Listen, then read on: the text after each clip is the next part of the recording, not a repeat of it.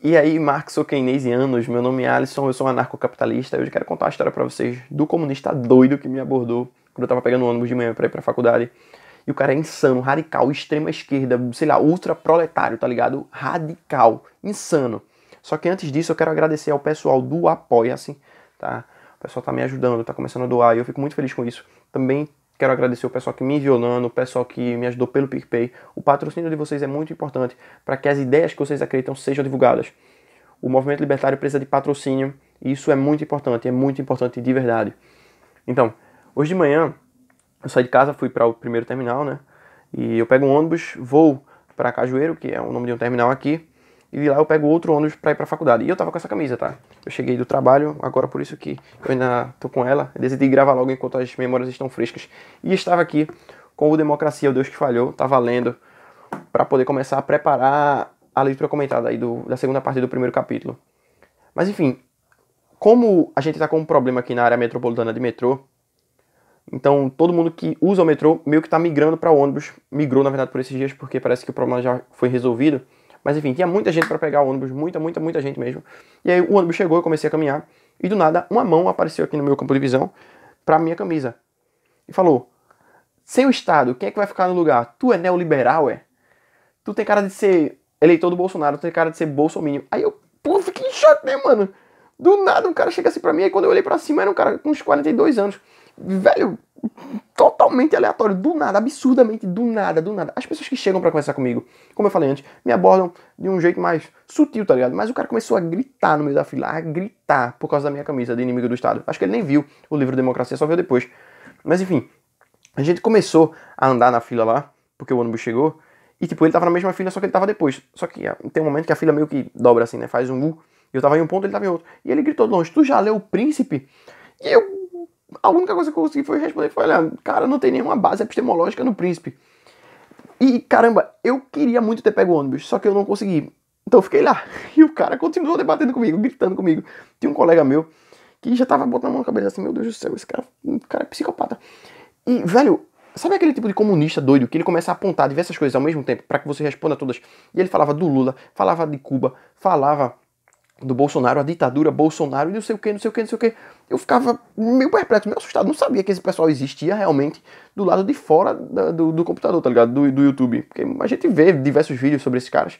Só que eu não sabia que realmente eles existiam, tá ligado? Mas enfim, a gente começou a debater uns pontos lá e eu fiz aquelas 4 perguntas fundamentais para ele, né? Olha, eu tenho o direito de tirar o que é teu? Não, ele respondeu. Eu tenho o direito de dar o direito a esse meu colega aqui de te roubar? Ele também não. Então de onde é que emana o poder do Estado? Aí ele respondeu: dos políticos. E eu perguntei: de onde vem o poder dos políticos, tá ligado? Se eu não posso dar um poder que eu não tenho, então esse poder a própria população não tem, então não tem como entregar para os políticos. E aí ele pulava para outro ponto, tá ligado? Mas não, o Estado tem que existir para fazer algumas coisas. Para fazer o quê? Ah não, redistribuição de renda. Redistribuição de renda. Eu acho que hospitais ele falou alguma coisa assim. E aí eu comecei a perguntar para ele: olha, não é melhor que as pessoas tenham um emprego do que simplesmente o Estado dê dinheiro? Porque é assim que os políticos se elegem. Eles, em vez de dizerem: olha, eu vou permitir que empregos sejam criados, tá ligado? Porque políticos não criam, eles só permitem ou proíbem empregos de serem criados. Não é melhor fazer isso do que simplesmente dar dinheiro para as pessoas? Porque é assim que as pessoas vão votar, tá ligado? Em quem elas verem que vai trazer mais benefício para elas. E aí ele falou: não, mas aí tem que ser tirado o dinheiro dos empresários. E eu perguntei pra ele: olha, mas peraí, os empresários utilizam o dinheiro pra quê? Ele sacou, né, que eu ia falar sobre empregos. Ele também não é maluco a esse ponto, não. Ele já respondeu: olha, muitos criam emprego e outros trabalham com especulação. E eu perguntei: olha, o dinheiro que vai pra especulação, o que é que acontece com ele exatamente? E aí ele travou, né, não sabe, só sabe dizer que, olha, tem um mal no mundo, esse mal é especulação, mas não sabe as consequências lógicas do próprio pensamento. E eu falei: olha, o dinheiro que vai para a especulação é investido e as pessoas que investem acabam gerando outros empregos. O dinheiro não para dentro da economia. Ele simplesmente está com funções diferentes do que você acha que elas devem ter. Mas enfim, aí ele já pulou para a questão da ditadura. Olha, a gente está vivendo uma ditadura, porque na época do Bolsonaro, na época do Lula, as pessoas mandavam Lula para aquele canto, mandavam a Dilma para aquele canto, mas eu quero ver mandar o Bolsonaro agora. Aí eu fico me perguntando se esse pessoal, de onde é que eles são, de que espécie eles são, porque eles não devem ter acesso à internet. Visto que no Twitter, no Facebook, na internet em geral, tem um monte de gente xingando o Bolsonaro, mandando o Bolsonaro para aquele canto. Não só ele, como toda a família dele, como todo mundo de direita. E o Brasil tá desse jeito aí agora, cara. Então não tá ocorrendo ditadura. Não porque a ditadura começou... Eu até desse, tá ligado? Olha, essa ditadura aí tá meio fraquejada porque não aconteceu nada comigo ainda. Não tem nada diferente na minha vida. Ele falou, tem sim, como se ele fosse eu. Como se ele estivesse vivendo na minha vida. Realmente a gente chegou a esse ponto. E aí ele falou, olha, tá vendo aí agora? O Bolsonaro com o Trump tá acabando com a nossa ligação com a China. Que no caso, a China, nossa maior compradora, esse tipo de coisa. Tá vendo? Na época do Lula não tinha isso, a gente tava vendendo muito pra China e tal. Aí eu comecei a perguntar o que é que o Lula fez, tá ligado? E ele começa a falar aquelas coisas genéricas. Não, porque o Lula foi o melhor presidente, a pessoa que fala do Lula não tem consciência de nada, não sabe de nada. E eu comecei a jogar a argumentação, tá ligado? Olha, a gente teve um boom da China, você teve um grande crescimento da China, por causa disso ela aumentou as compras que ela tinha aqui no Brasil. Você teve a desvalorização do dólar, inclusive tem até a questão da crise de 2008. Mas enfim, a partir do momento que você tem o dólar se desvalorizando, o real tende a ficar mais forte, a gente se torna economicamente mais forte. Só que o real se estabiliza muito depois do dólar, porque o dólar é muito mais forte. Então quando a marolinha vem, quando a marolinha do Lula vem, ela vem com muito mais impacto e acaba destruindo a gente. E aí o colega que estava do meu lado já ficou, eita bexiga, esse cara é radical. Porque esse meu colega é novo, tá ligado? É um novo colega, por assim dizer. E aí foi que ele percebeu que eu sou meio que radical para essas coisas de política também. Porque eu tava meio exaltado, né? O cara chega assim do nada, pô. O cara chega assim doidão e eu sou comunista, eu vou botar o terror mesmo. Aí é engraçado que nessa conversa sobre China e Estados Unidos, ele falou, olha aí, quando o governo mandava dinheiro pra Cuba, aí diziam, ah não, mas porque Cuba é comunista, Cuba é comunista. Ainda bem que Cuba é comunista, porque senão o mundo seria um lugar pior. Tá ligado? Aleatório, mano. O cara é aleatório, aleatório. Do nada ele pulou desses assuntos pra religião. Não, porque se tem uma coisa no mundo que eu tenho nojo, é dos evangélicos. Porque como é que alguém pode falar de Jesus e falar de armas? Aí eu falei, mano, você pode simplesmente amar sua família e querer as armas para poder defender a sua família. Aí veja o que é que ele responde. Olha, mas se isso acontecesse comigo, eu realmente só ia utilizar as armas em último caso, tá ligado? Se alguém realmente tentasse agredir a gente. Alguma coisa desse tipo que ele falou, também não tenho certeza, porque foi tanta coisa ao mesmo tempo que minha cabeça tá até embaralhada para poder falar tudo. E aí ele chegou no ponto onde ele acha realmente que se ele fosse fazer isso, seria porque ele é bonzinho, mas se outra pessoa fizesse isso, uma pessoa que é de direita, sei lá, da direitosfera, fizesse isso, é porque ela é do mal, tá ligado? Ela é malévola. Então ele cria uma realidade pra ele, ele se insere nessa realidade e acha que aquela realidade realmente é a realidade objetiva. Você chega nesse ponto, os caras estão doidos, os caras estão pirados, os caras são radicais, velho.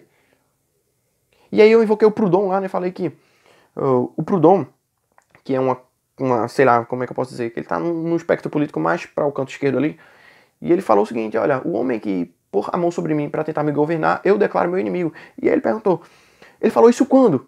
Como se o tempo em que algo é dito é o que classifica algo como válido ou não.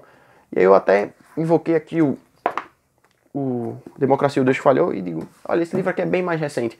E aí ele tava com um livro, né? Aí eu comecei a olhar assim para o livro dele, né? Como que ele diz, olha, tá vendo que, olha, eu tô lendo Democracia, e tu tá lendo o quê? Aí ele, eu tô lendo Matemática.